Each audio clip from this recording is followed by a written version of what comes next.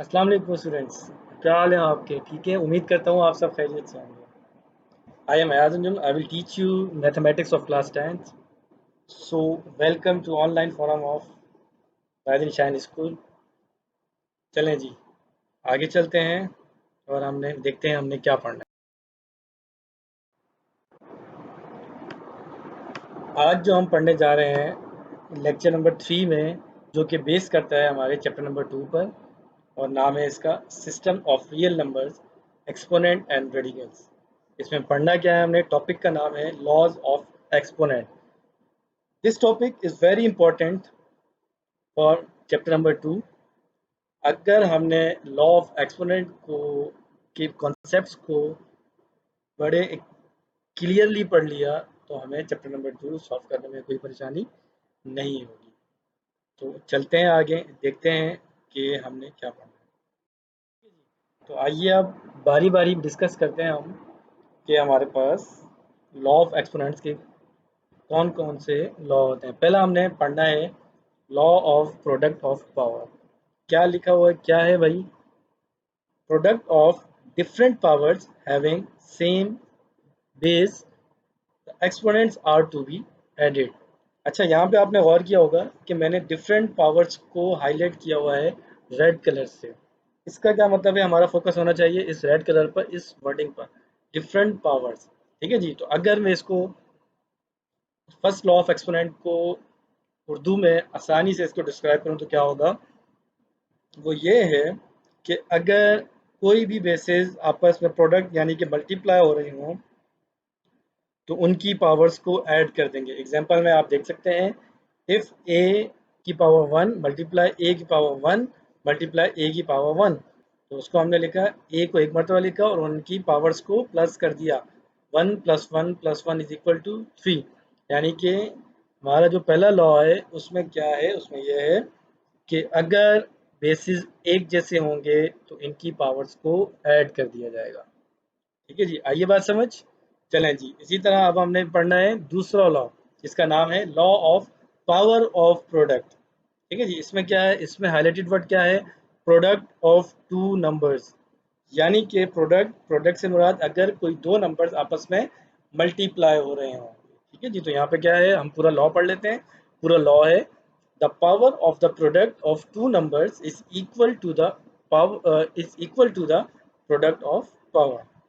ठीक है जी। यानी कि अगर कोई दो नंबर्स आपस में मल्टीप्लाई हो रहे होंगे और उनके ऊपर कोई होल पावर मौजूद होगी, तो ये पावर इन दोनों नंबर्स पर मौजूद होगी या एप्लीकेबल होगी। यानी कि ए मल्टीप्लाई ए का होल क्यूब है।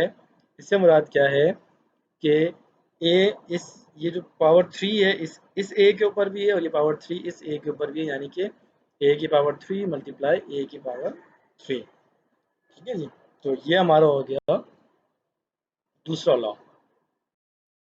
अब हमने पढ़ना है लॉ ऑफ एक्सपोनेंट्स का तीसरा लॉ। तीसरा लॉ है law of the power of a power.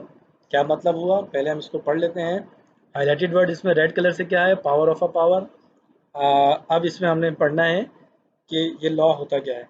Taking power of a power, the base remains same but power will be changed as the product of all exponent। क्या मतलब हुआ भाई? इसका मतलब ये हुआ कि अगर किसी बेस के ऊपर पावर होगी तो पावर्स को आपस में क्या कर देंगे आप? मल्टीप्लाई कर देंगे, प्रोडक्ट ऑफ ऑल एक्सपोनेंट्स। ठीक है जी। यानी कि एग्जांपल, इफ ए मल्टीप्लाई ए, ठीक है जी, इफ ए मल्टीप्लाई ए की पावर 3, इसकी होल पावर क्या है? 2। तो हमने क्या बोला है? इनकी पावर्स को आपस में क्या कर देंगे हम? मल्टीप्लाई कर देंगे। तो ये हमारे पास हो जाएगा ए की पावर 3 टू ज़ा 6। तो ए की पावर क्या आ गया? 3 टू ज़ा 6। ठीक है जी। आइए अब हम पढ़ते हैं अपना law number 4। This is called law of quotient of power. Quotient of powers से आपके जहन में फौरन रैशनल नंबर्स आने चाहिए। रैशनल नंबर से क्या मुराद है कि अगर कोई नंबर आपस में डिवाइड हो रहे हों या डिविजिबल फॉर्म में लिखे हों। ठीक है जी। फॉर एग्जांपल देखिए यहाँ पे आप देख रहे हैं बेस इन रेशनल फॉर्म, यानी कि इनमें जो बेसिस होंगे वो रेशनल फॉर्म में लिखे होंगे। तो आइए इसको पहले हम पढ़ लेते हैं, क्या है इसका law. Power having the same base in rational form, we subtract power of denominator from power of nominator. इसका क्या मतलब हुआ? इसका मतलब ये हुआ कि अगर कोई नंबर्स डिविजिबल फॉर्म में लिखे हैं, बेसिस डिविजिबल फॉर्म में लिखे हुए हैं और वो एक जैसे हैं, तो डिनोमिनेटर, डिनोमिनेटर नीचे वाली वैल्यू को कहते हैं, डिनोमिनेटर की पावर को ऊपर लाकर नोमिनेटर की पावर में से माइनस कर देंगे। एग्जाम्पल में आप देख रहे होंगे कि a की पावर 4 अपॉन a की पावर 2 इज इक्वल टू, ये a की पावर 4 इसी तरह लिख रहा है, ये a की पावर 2 नीचे नोमिनेटर है, ऊपर ला के इसमें से माइनस कर देंगे, यानी कि a 4 minus two is equal to 4 minus two A की पावर 2। तो ये हमारे पास होता है law of quotient of power. तो ये है हमारे पास लॉ ऑफ एक्सपोनेंट। ठीक है जी। अब आइए लॉ ऑफ, अच्छा जी, अब हम बात कर लेते हैं होमवर्क डिस्कशन ऑफ एक्सरसाइज 2.2 की। ठीक है जी। इसमें आपने ये तमाम क्वेश्चन नंबर 1 से लेकर 12 तक के आंसर्स अपनी कॉपी में लिखने भी हैं और प्रैक्टिस भी करनी है। अच्छा जी, इसके लिए जो गाइडेंस है वो मैं आपको देता चलूँ। क्वेश्चन नंबर 1 है,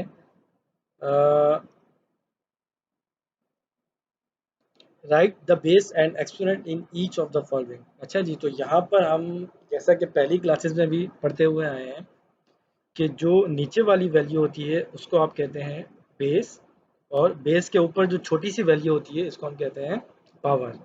ठीक है जी। तो यहाँ पर इस केस में अगर मैं क्वेश्चन नंबर 1 की बात करूँ तो इसमें 7 is a base and 15 is a power. ठीक है जी। तो बाकी क्वेश्चन आपने इसी तरह से करने हैं। आगे चलिए, question number 2, indicate which of the following are positive real numbers and which are the negative real numbers. ठीक है जी। तो इसमें से आपने बाइफरकेट करने हैं कि कौन से पॉजिटिव रियल नंबर हैं और कौन कौन से नेगेटिव रियल नंबर्स हैं। यहाँ पर मैं आपको आइडेंटिफिकेशन बता दूँ, दो तरह की होती है।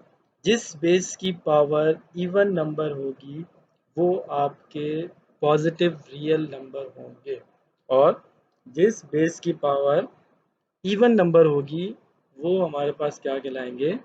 Negative real number. तो इन तीनों केसेस में हमारे पास क्वेश्चन नंबर 1 जो है वो कहलाएगा पॉजिटिव रियल नंबर, और क्वेश्चन नंबर 2 कहलाएगा negative real number, and question number 3 कहलाएगा पॉजिटिव रियल नंबर। क्यों? क्योंकि क्वेश्चन नंबर 1 और 3 की जो पावर है वो इवन नंबर है, एंड क्वेश्चन नंबर 2 की जो पावर है वो ऑड नंबर है।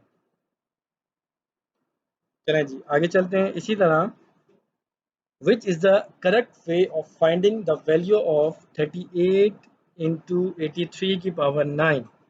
तो इसके लिए हमें आंसर ढूंढने के लिए आसान तरीका आप याद रखें, जो चीज़ ब्रैकेट में होती है और उसके ऊपर जो पावर होगी पहले उसका आंसर निकालेंगे, और उसके बाद आपने 38 से मल्टीप्लाई करना है। ठीक है जी। तो ये हमारे पास क्या होगा? आइए पहले इनकी जो नरेशन है उसको हम ठीक कर लेते हैं।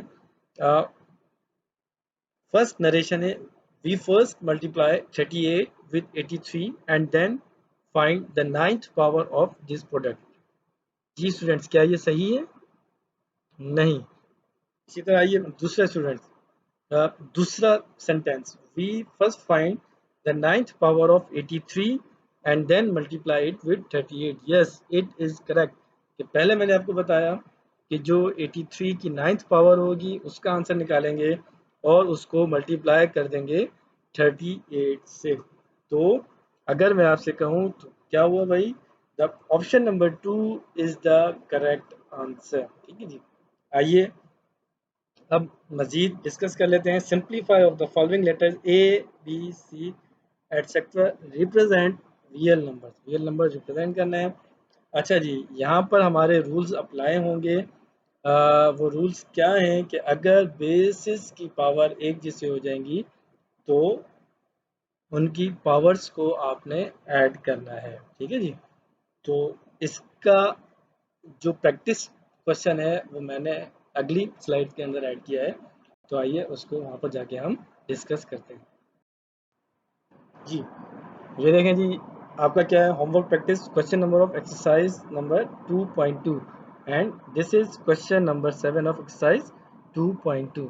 उसमें क्या भाई उन्होंने हमसे पूछा है कि इफ़ ए मल्टीप्लाई बी की पावर 2 मल्टीप्लाई सी की पावर 3 मल्टीप्लाई बी की पावर 3 मल्टीप्लाई ए की पावर 5 एंड मल्टीप्लाई सी की पावर 2 हो तो इनके रियल नंबर्स क्या होंगे, इनका आंसर क्या होगा। तो सिंपल, सबसे पहला काम हमने क्या किया कि जो बेसिस एक जैसे हैं उन्हें यहाँ पर तरकीब से लिख लिया, यानी कि ए की पावर कुछ नहीं तो क्या होगा, ए की पावर 1 मल्टीप्लाई, फिर हमारे पास ए की पावर 5 है तो यहाँ पर हमने उसको सीक्वेंस में करके लिख दिया, ए की पावर 5 मल्टीप्लाई, फिर है बी की पावर 2, बी की पावर 2 मल्टीप्लाई, बी की पावर 3 इसी तरह आ गया एंड मल्टीप्लाई सी की पावर 3 एंड सी की पावर 2। जी, अब आइए रूल नंबर 1। रूल नंबर 1 क्या होता है? रूल नंबर 1 होता है हमें कि अगर बेसिस एक जैसे होंगे तो इनकी पावर्स को ऐड किया जाएगा। तो ए एक को एक मरतबा लिखा और इनकी पावर्स क्या है, 1 और 5, तो 1 + 5 मल्टीप्लाई बी को एक मरतबा लिखेंगे और पावर्स को ऐड करेंगे तो 2 + 3 मल्टीप्लाई सी एक मरतबा लिखा एंड इनकी पावर्स क्या है, 3 और 2 हमने किया 3 + 2। ठीक है जी, फिर उसके बाद ए की पावर 1 + 5 क्या बन गया, 6। इसी तरह मल्टीप्लाई बी की पावर 2 + 3 5 मल्टीप्लाई सी की पावर बी 3 + 2 = 5। इन तीनों को एक साथ कंबाइन करके लिख देंगे तो आंसर क्या आएगा, रियल नंबर्स क्या आएंगे, ए की पावर 6, बी की पावर 5 एंड सी की पावर 5। ठीक है जी, तो यहाँ पर उम्मीद करता हूँ आप सब स्टूडेंट्स को ये क्वेश्चन समझ आया होगा। चलें जी, आगे चलते हैं और देखते हैं कि हमने क्या पढ़ना है।